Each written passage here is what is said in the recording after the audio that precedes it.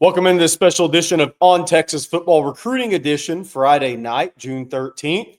Texas has 14 official visitors on campus. Everybody arrived today. Hezi Kent's flight had some flight delays. Well, I'm going to talk about each of these guys individually, kind of give you my thoughts on where Texas is at with these guys entering the weekend, what I saw today at Bergstrom Airport for the guys that flew in.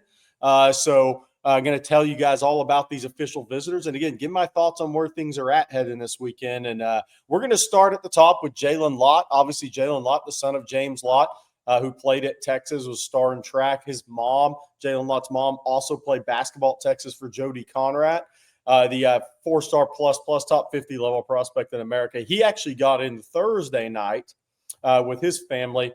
Not only are they meeting with the Texas football staff with the official visit weekend, they're also going to talk to the track staff at some point. Obviously, track and field's on the road right now, but I think Jaylen Lott has some interest in maybe doing high jump at the college level. So something there with his recruitment. I really believe this is a three-team race. USC is where he's at last weekend. His sister runs track there. He's got Texas this weekend. He's at Oregon the following weekend. LSU's also in that mix, Ohio State, Georgia. There's a number of teams in that mix, but at the end of the day, I've always believed, and I've maintained this, it's going to come down to Texas versus one of those two West Coast schools. Whoever's in that final two, I expect Texas to be the other school in that final two, and we'll see where that goes. But I think the closer and closer it gets to the decision time, the more I start to like Texas chances, although I'll say I'm not out there picking Texas yet for Jaylen Lott. Then we'll move to Samuel Roseboro. He flew in. He was at A&M last weekend. Even though his mom lives here in Austin, he flew back to Clearwater, and he flew back into Austin today. He was accompanied by his head coach at Clearwater High, which I think is significant. Samuel Roseboro was decked out in Texas gear. Obviously, he's been a Texas lean for a while, but Texas A&M took a big old swing last weekend with their official visit. He canceled Ohio State. He replaced the June 20th Texas visit, moved that up, I should say, to June 13th. And now we're getting closer to decision time for Sam Roseboro, who Florida State's the other official visit he's made. And I'll talk a little bit more on offensive line in a second because it'll be interesting to see how the dominoes fall. Then you have Hezi Kent, the tight end, the jumbo tight end out of Brunswick. He was coming, making the visit with one of his assistant coaches, who was a big part of his life since youth football there in Brunswick, made the unofficial visit earlier in the spring with him as well. Hezi Kent's been to Miami and Florida the last 2 weekends. He has Georgia Tech and Florida State remaining. But I really think when you look at this, it's Texas, Florida, and maybe Miami for Hezi Kent. I think Florida has some confidence there. I think Texas had some confidence in May. So we'll see which way that goes for the jumbo tight end. Back to offensive line, Felix Ojo, the four-star plus offensive tackle out of Lake Ridge and Mansfield. He is on campus. This is probably his fourth or fifth time at Texas during this process. There you see Ohio State, Oklahoma, Texas Tech. He has now canceled Oklahoma. We wanted to live that up there and make fun of Oklahoma fans. But Texas, Ohio State, and Texas Tech, I think, is what this is coming down to. And I think I would even put Tech on the peripheral a little bit, although from an NIL perspective, it's hard to say they're not in it. He also made a visit to Michigan, who's taken a big swing. He's also been to Ole Miss, and he's been to Colorado. But it would not shock me if this didn't come down to Texas and Ohio State. I think Texas has been in a pretty good position headed into this official visit, and we'll see if Texas can kind of close out this recruitment this weekend. Similar with Zayden Crimpin, the four-star offensive lineman out of Prosper. He wants to play offensive tackle. Is he a tackle in college, or is he more of an interior guy? We'll see over time.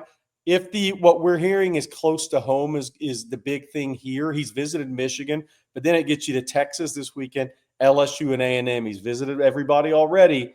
So this could be last official visit for Zayden Crimpin, which means a decision could come soon. A&M thinks they did well last weekend. We'll see. I think A&M feels like they did better with Roseboro than they did with Crimpin. We'll see how that plays out from an A&M perspective. But I think Texas has been a pretty good spot for Crimpin for a while as well.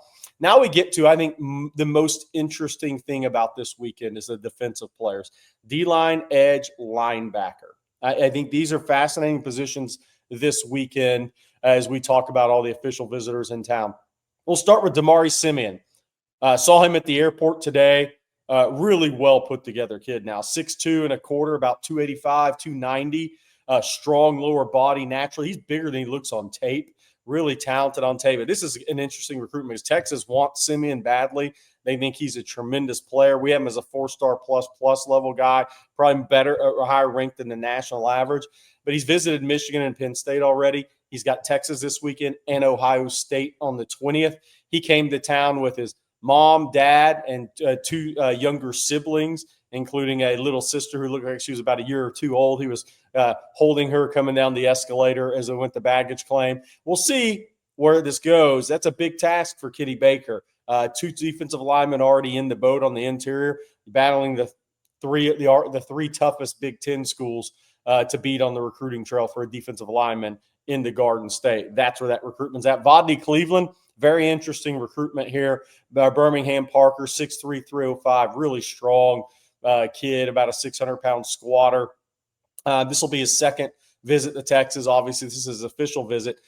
What we've maintained with this visit is if it is if it decision looks to be out of state, and that continues to be a box that is checked by him and his parents, I think this comes down to Florida and Texas. And I'm not saying I don't want to totally rule out North Carolina, but the SEC teams probably have an advantage here. And I could be wrong on that because he wasn't North Carolina, but Florida and Texas.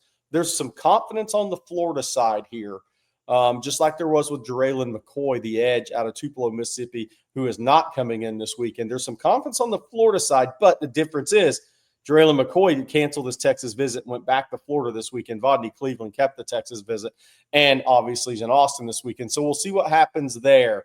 I think the reality of this is Texas is hoping to get one of those two guys, Simeon or Cleveland, and the reason being next weekend is a huge visit weekend on the defensive line. You have Kendall Gerville from Fort Myers. You have James Johnson from Miami Northwestern. You have Valden Sohn, originally from Sweden, who's at the Blue Ridge School in Dike, Virginia. You have three of the nation's very best defensive linemen on campus next weekend. So I think if Texas had a good weekend, they'd feel like they could get one or two of either Simeon or Cleveland. So we'll see what happens there. But Texas will sign 4 or even 5 interior defensive linemen this class because Lamar Brown is a guy that on Texas football believes Texas is actually trending with going into the A&M visit this weekend at LSU on the 20th. Lamar Brown will also be back for a midweek next week unofficially. Then we get to the edge position. Bryce Perry right now, he had more family members when he arrived at Bergstrom Airport this afternoon. He had more family members than any other player that flew in for this official visit. Yeah, I lost track, maybe 5, 6, 7 family members with him for this official visit. Clemson was thought to be the favorite here for a while. He's a distant relative of Grady Jarrett, the former Clemson star and NFL defensive lineman. He's got A&M next weekend. He was at Miami last week, and that Clemson visit was May 30th through June 2nd. What's interesting about that, though, is Dabo wraps those guys up pretty early. So the fact that this process looks like it's going all the way is at least intriguing. But there's some confidence on the Texas side here, and I'm not saying on Texas football is picking Texas for Bryce Perry, right? But there are some signs that Texas and Clemson are having a real battle here. And I don't want to discount A&M, who's next week, but I think Texas fans, I think you may have a better shot at this one than you think you may have during this process. I'll say that. Dre Quinn, he flew in today with both parents. Looks great physically, by the way. I mean, 6'4", 225, 230, got that frame. He's going to carry 255, 260 relatively easy over time. I think this guy's one of the more underrated prospects in the country. We have him as a 4-star plus talent and probably will end up being higher than that, be a top 100 guy in the country. When you just look at his official visits, it's 5 teams in the college football playoff last year. There you see Clemson, Georgia, Notre Dame, Texas this weekend, then Tennessee. I mean, so the colleges that are recruiting him certainly think he's better than a high 3-star, low 4-star prospect. He's a guy that had a great unofficial visit in April. We're watching this one to see if Texas might be able to pull this off. He recently moved from Greater Atlanta Christian to Buford, where he'll now tag team with Bryce Perry Wright and meet at the quarterback next year. That's a pretty scary proposition. The third edge that's here this weekend is Jake Kruel from Orlando. He went to Bishop Moore High School, transferred to IMG Academy. He's also a TikTok star for you TikTokers out there. Oklahoma, where he's a legacy there. I don't think his father played, but I think his parents attended Florida. Oklahoma, he has next weekend. He's also been to Ohio State. He's also been to Colorado But really feel like Florida's one to watch. Oklahoma's one to watch here. I think Texas is working from behind in this recruitment. We'll see what happens. Xavier Griffin, the 5-star linebacker out of Gainesville, Georgia, gave us a little hook'em today. But does that mean he's going to Texas? No. He arrived for the visit with his mom. But on Texas football is on record. We think Texas is trending here headed into the visit weekend. But we're not sitting here saying they're absolutely going to get him. There's been a lot of people in our industry thinking Alabama may have the best shot to get him after the USC decommitment. He's been to Alabama. He's been to Ohio State, Texas this weekend. Then he's got a midweek scheduled to FSU next week before his announced decision on June 29th. Again, though, we think Texas is in a pretty good spot for him heading in this weekend. Here's a wild card, and I think one of the best players Texas is recruiting, Braden Rouse out of Marietta, the Kell Longhorns. We'll see if that has meaning or not.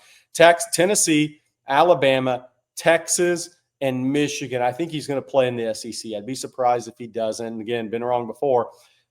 A lot of people have said Tennessee and Texas may be the top two here.